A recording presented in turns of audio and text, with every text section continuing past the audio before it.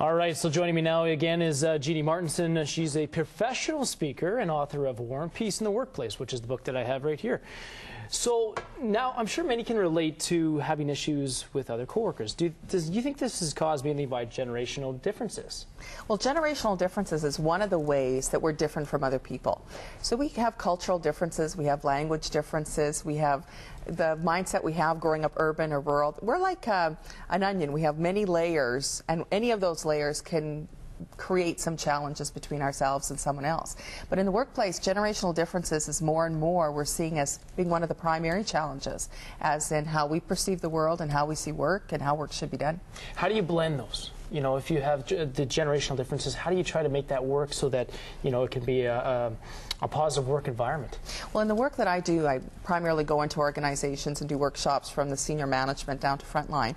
And primarily, it's first to understand what are the four generational groups and how did they come to be as far as their belief systems. Because it's not really the age you are, but the age you were raised in that creates your value systems around the workplace and relationships in the workplace.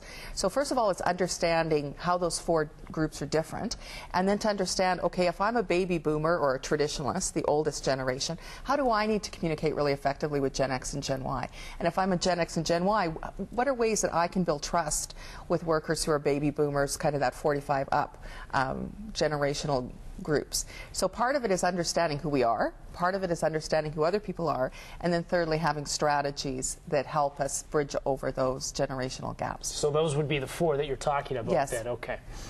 So where can people find your book? Online at martrain.org. Also, it's an ebook. You can access it through Kobo, which is an online ebook system, or under smashwords.com for any ebooks if you have iPad or Kindle or whatever it might be. And you're from Saskatchewan as well? I am. Whereabouts? Regina. Okay, right here in Regina.